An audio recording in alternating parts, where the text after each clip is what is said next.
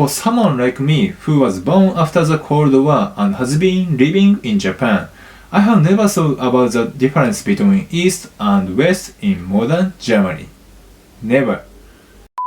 こんにちは。This is Tac Channel. Today I'm going to react a video of the Cold War by OverSimplified, Part 2. In the video of Part 1, I discussed Taiwan, China and Russia along with other contemporary social issues related with Japan. This time we are finally at the climax of the Cold War. Since this was the time when Japan's economy was at its highest growth in history, I will explain the situation from a Japanese perspective. I'll be posting more video on history and economic in the future, so don't forget to subscribe to my channel. So let's get started.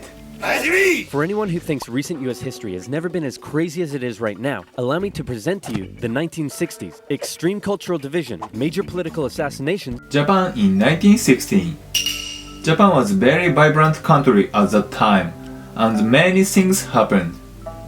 For example, the Tokyo Tower, the symbol of Japan, was completed in 1958. And Sazae-san, one of the most famous anime of Showa era, started to be broadcasted. Toyota, a Japanese car, was sold, and the Shinkansen, a super high-speed train, opened. In 1964, the much talked about Tokyo Olympics were held. The Tokyo Olympics were scheduled to be held in 2020, but it was cancelled. I failed to get the Olympic ticket in the lottery, so it doesn't matter if it's cancelled.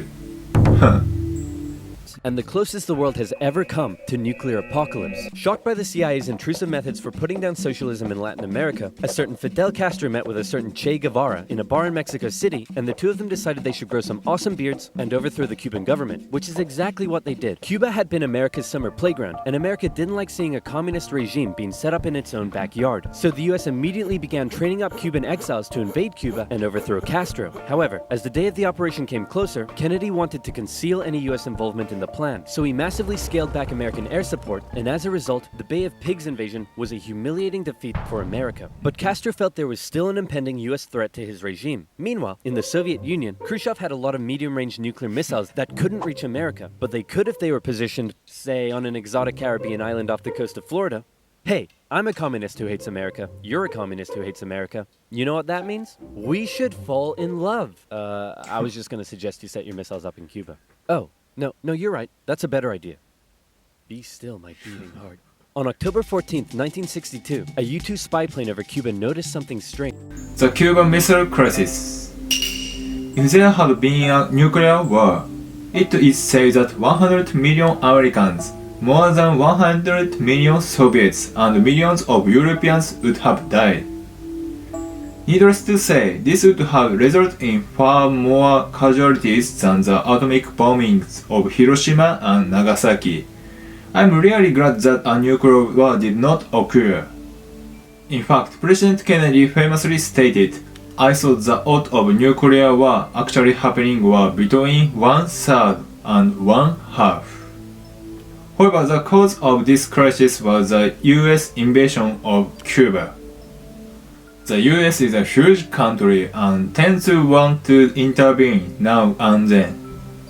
I think it's important for countries to decide their own affairs. Sir, you need to look at this photograph. You're right! That's the cutest dog I've ever seen! Sir, I was referring more to the Soviet missiles. America freaked out as they realized what was going on. They were completely vulnerable, and they had to act fast. They knew that airstrikes or an invasion of Cuba would likely mean nuclear war with the Soviet Union, so Kennedy came up with another idea. A blockade. The US Navy announced it would stop and search any Soviet ships heading to Cuba, and would sink any that did not comply. In response, the Soviet put its military into full combat readiness. The US did the same, and began drawing up plans for an attack on Cuba. Things were escalating fast, and both superpowers were getting ready for World War III. Emergency communications between the two sides broke down as Khrushchev rejected Kennedy's demands for the missiles to be removed. And for the first time in history, US Strategic Air Command moved to DEFCON 2. DEFCON 1 means nuclear war. The Soviets shot down a U-2 spy plane over Cuba. A Soviet nuclear submarine in the Caribbean mistakenly believed war had already broken out, and two of the senior officers gave the go-ahead to fire its nuclear torpedo. Thankfully, the third senior officer, this beautiful man, refused to authorize the decision decision. The US finalized its preparations, and I kid you not, the day before the US were set to decide the day and time for the Cuban invasion, Khrushchev was like, hey, you know if you just removed your missiles from Turkey, we'd remove ours from Cuba? Yeah, that sounds good to me. It was a bit more complicated than that, but at the last second, the two sides finally came to an agreement. Soviet missiles were shipped out of Cuba, and the world breathed one gigantic sigh of relief. Except for one guy, who was bloody livid. Phew! Let's hope that's the biggest crisis of my presidency. Unfortunately for him, his presidency was to end with one. The Kennedy Assassination. The official report of the US federal government that Kennedy was shot and killed by Lee Harvey Oswald is well known. However, it is also well known that 75% of Americans do not believe this commission's findings, or that the CIA was involved in the assassination of President Kennedy. There are various theories as to why the CIA was involved in the assassination of President Kennedy, the Mafia, the Vice President, and the Cuba exiles. However, it is said that President Joe Biden, who is a great admirer of Kennedy, is expected to release all the classified documents related to the Kennedy assassination. Having nearly blown up the planet, a few changes were made. First, the superpowers agreed to a limited test ban treaty. Secondly, the Soviets ousted Khrushchev and replaced him with Leonid Brezhnev, who was a kisser. He liked to kiss. Both sides were deeply concerned at the prospect of nuclear war, but still, the arms race raged on throughout the 60s and 70s. US intelligence worked out that the Soviets' nuclear arsenal was not as powerful as they previously thought, but in fact, it was America that held the advantage. ABMs and MIRVs were developed, and the doctrine of MAD. If both sides knew they would be completely destroyed by a nuclear war, neither would risk starting one. But even without war, the world was already feeling the effects of nuclear weapons. In 1966, above the pleasant town of Palomares in Spain, a US bomber collided with a tanker mid-air, and 4 hydrogen bombs fell and landed near the town below. It hasn't exploded, so I'm sure everything's fine. Whoa, boy. Hey, I wouldn't eat that if I were you. Okay. What were you gonna do today? Go for a swim? Yeah, I wouldn't. Are you breathing right now? Yeah? Yeah. I wouldn't. It took the Americans 2.5 months to find one of the bombs, which had gone missing in the ocean. This was the 14th time America had lost a nuclear bomb since 1950. Nobody knows how many bombs the Soviet Union lost. So sleep well tonight.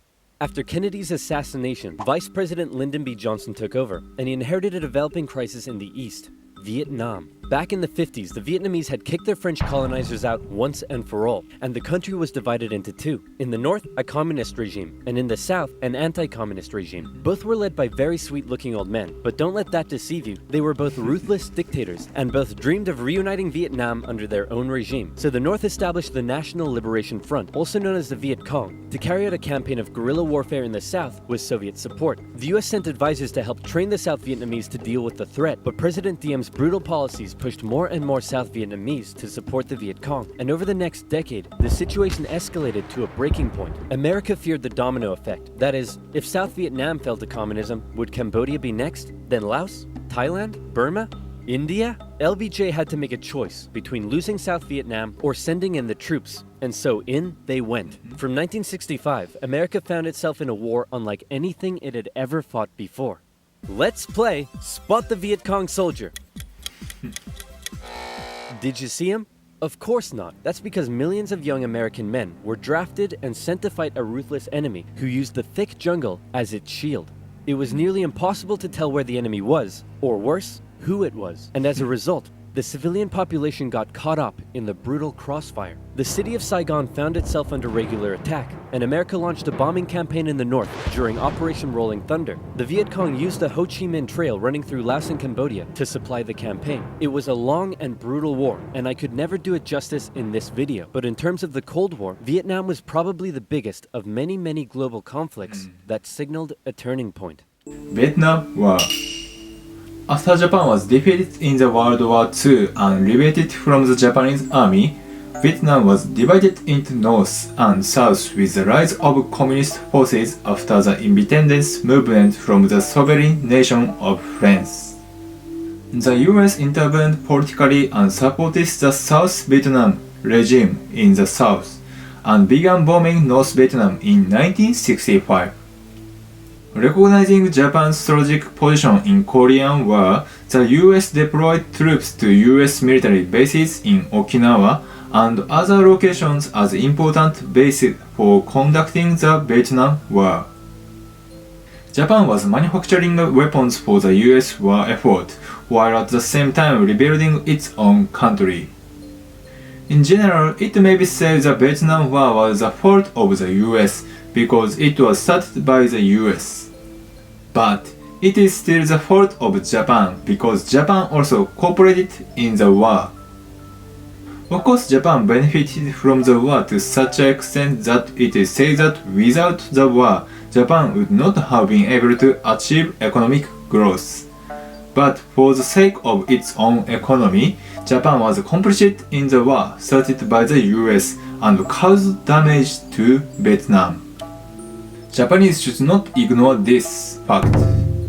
Under the threat of nuclear war, the two superpowers began working to make their relationship more constructive, and as a result, their ideological battle shifted away from the potential of direct conflict and more towards attempting to influence smaller proxy wars around the world. In the Middle East, the Soviet Union provided aid against Israel during the Six-Day War, and then again when the US backed Israel during the Yom Kippur War. In Africa, the Angolan Civil War saw US-supported South Africans fighting Soviet-supported Cubans. In the conflict between Somalia and Ethiopia, the superpowers interestingly switched sides as regimes changed, and the US continued fighting the spread of communism in its own backyard, funding the famous Contra groups to fight the socialist junta in Nicaragua. These proxy wars were fierce enough to begin with, but superpower intervention amplified the destruction and created alarming levels of human suffering throughout the Third World. And in Vietnam, that human suffering was all being broadcast back home via good old television. Going into the late 60s, America was a changing nation. This became this, this became this, and this became this. The new slogan that was taking root: make love, not war. The majority of Americans did not approve of Johnson's handling of the Vietnam War, and in 1968, a silent majority elected law and order candidate Richard Nixon. As the Vietnam War appeared to be increasingly unwinnable, and public opinion turning increasingly sour, Nixon made the decision to begin bringing the troops home, and ended US involvement in Vietnam by 1973. 2 years later, the South fell. The Cold War was now taking its toll on both superpowers. In Russia, a huge percentage of the budget was still going to the military. People were still hungry, and they just didn't have access to the same lifestyle and goods as the West. And what did they have to show for it? They weren't even winning the space race anymore. Both sides needed to reduce spending in order to rescue their economies, and so both welcomed with open arms an easing of hostilities, otherwise known as détente. To improve relations, Nixon became the first US president to visit Moscow in 1972, and Brezhnev returned the gesture a year later. A number of treaties were signed, including the 1972 SALT Agreement that limited nuclear weapons. Relations with China were even improving via ping-pong diplomacy when the US table tennis team went on a tour of the People's Republic. However, internally, China was still pushing anti-capitalist propaganda, which led to some mixed messages. Nixon even visited China in 1972, and it was a barrel of laughs. Today, the president walks among priceless treasures from China's golden age. Among them, a pair of ear stoppers used by the emperor to keep from hearing criticism. You put the stopper into his ears so that he couldn't hear the criticism. Give me a pair.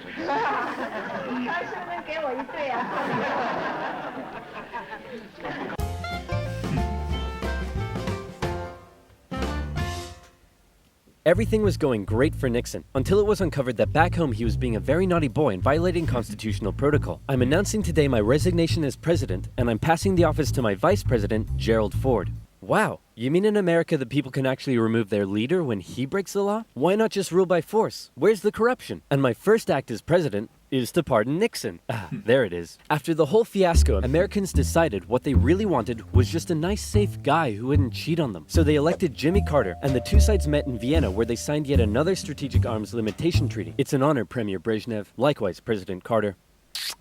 Please don't do that. But that's not to say there was no longer any tension between the two sides, because there was. Heaps of it. Once again, the Soviet Union put down further attempts at reform and rebellion in the Eastern Bloc. The Euro missile crisis saw new and improved classes of intermediate-range missiles being deployed in Europe. In 1979, the Soviets thought it would be a good idea if they had their own Vietnam and invaded Afghanistan to prevent a US-sponsored Islamic insurgency. And in response to these various crises, Olympic Games were boycotted. Conservatives were concerned that US policy had become too soft, and in 1980, they decided they wanted a president who would be tough on communism, so they elected Ronald Reagan. President Reagan.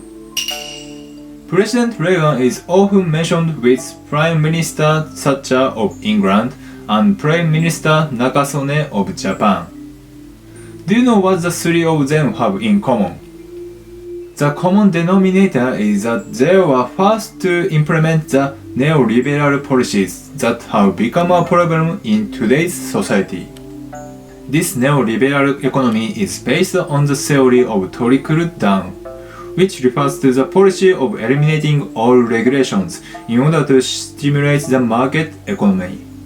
In a nutshell, trickle-down is the theory that if the number of rich people increases, they will spend more, which will improve the economy of the entire country and increase the income of the poor people. In reality, however, the opposite is true. What a stupid theory, right? Especially in Japan, the number of non-regular workers have been increasing due to eliminating of many regulations regarding labor. This is one of the reasons why Japan's GDP has been on downward trend since Prime Minister Nakasone took office. And Reagan came in guns blazing. Concerned at the Soviet Union's human rights violations, he made a speech calling them an evil empire. And he also wanted to renew the arms race using technological advances in computing and lasers. He came up with the Space Defense Initiative, also known as Star Wars, which was basically a big defensive anti-nuke shield around the country. But a lot of people thought it was a pretty dumb idea. The Soviet Union perceived this shift in rhetoric as the USA getting ready for war, and they were feeling especially threatened as their relationship with their communist ally China had broken down. Relations took a big hit in 1983 when the Soviets shot down a Korean airliner that had strayed into their airspace, and it looked like the world was going right back to mid-20th century Cold War tension. But then Brezhnev got really old and died and was replaced by this guy who was really old and died and was replaced by this guy who was really old and died, and he was replaced by Mikhail Gorbachev. Coming into office in 1985, he was the real game changer. His philosophy differed a lot from previous Soviet leaders. He felt that the reason the Soviet system and economy was struggling was that it didn't allow the Soviet people to find satisfaction in their work, because they weren't allowed to speak freely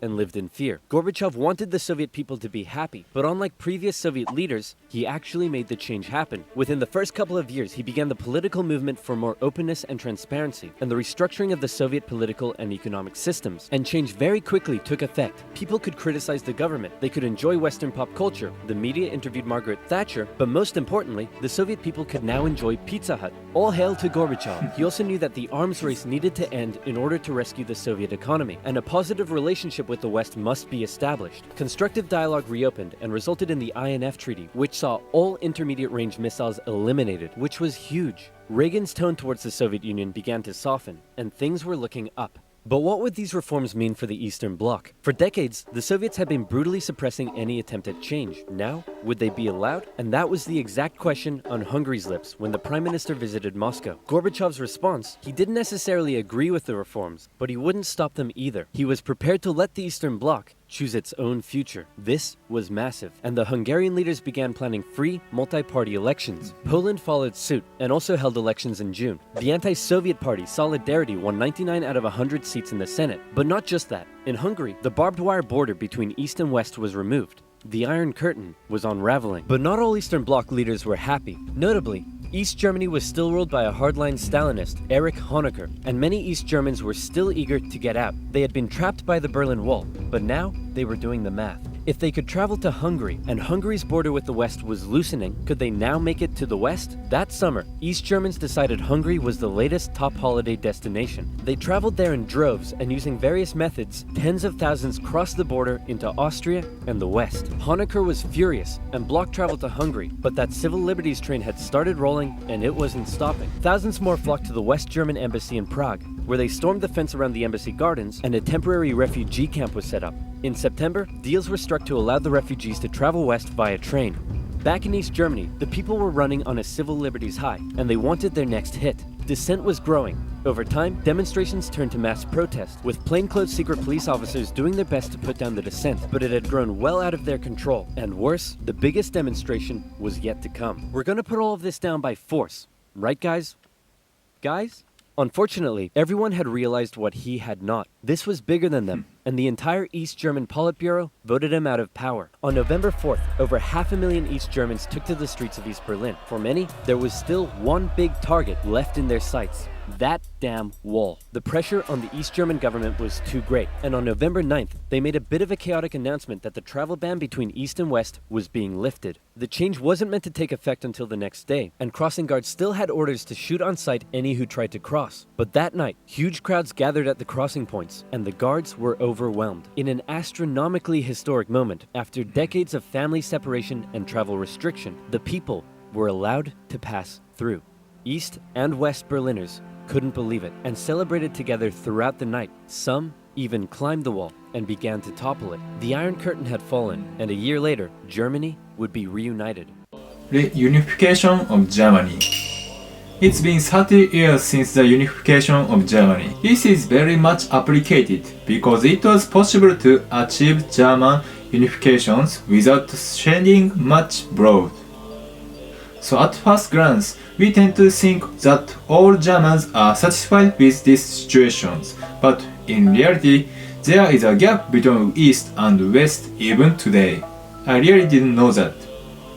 In fact, the number unemployment rate is still higher in former East Germany, and the average wage is 15% lower than in the former West Germany.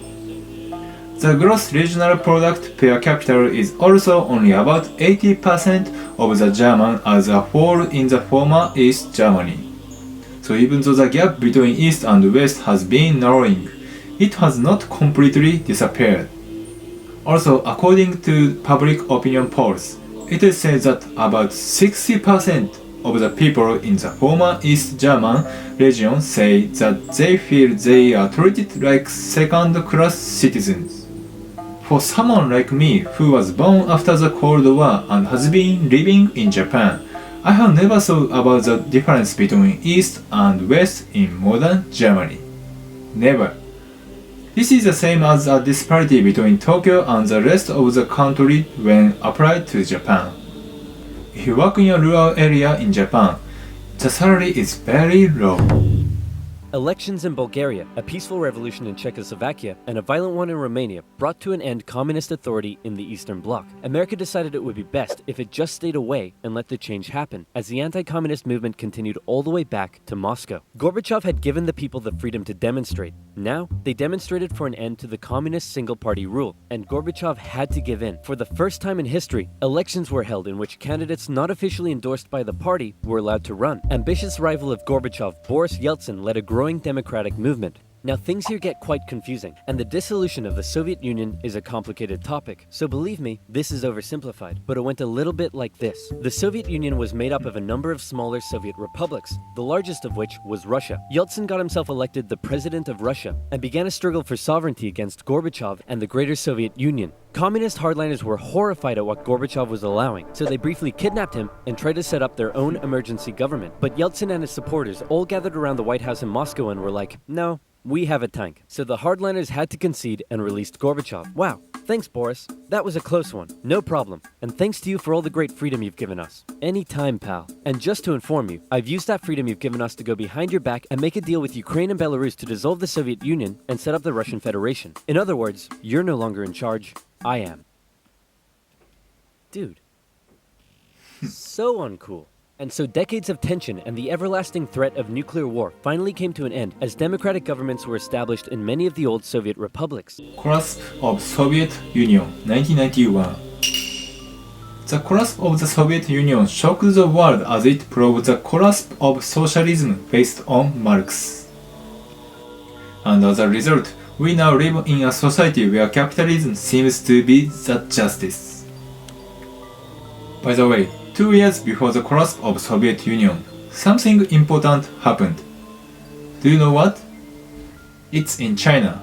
At the time, there was a widespread movement for democracy in China, mainly among young people, inspired by democratization movements in Western Europe. In the midst of this, students and citizens gathered in Tiananmen Square and were suppressed by military, resulting in a large number of casualties. The number of dead is unknown, but some say tens of thousands. In this way, China slowly stops democratization and prevents it from collapsing like the Soviet Union, while at the same time aggressively introducing liberal economy in its economic policy. As a result, economic growth has been remarkable since the late 1990s. Today, China is the world's factory and is growing rapidly. In 2011, China surpassed Japan to become the second largest country in the world. Japan, on the other hand, cannot live without relying on trade with China. Japan relies on China for many of its food imports, and during the recent trends, it was not able to produce its own masks. Just masks. Of course, Japan is not the only country in the world that is dependent on China. And the world got along together forever after, right guys? This is our explanation of the Cold War from a Japanese perspective. It is important to compare various opinions objectively, especially since the events of that time are also connected to the social issue of today. Therefore, what I have explained may not necessarily be correct. I hope this helps you in your thinking. Finally, I would be very happy if you could comment on the Cold War from your country's perspective. Lastly, please don't forget to subscribe my channel and like me. いつもありがとうございます。バイバイ。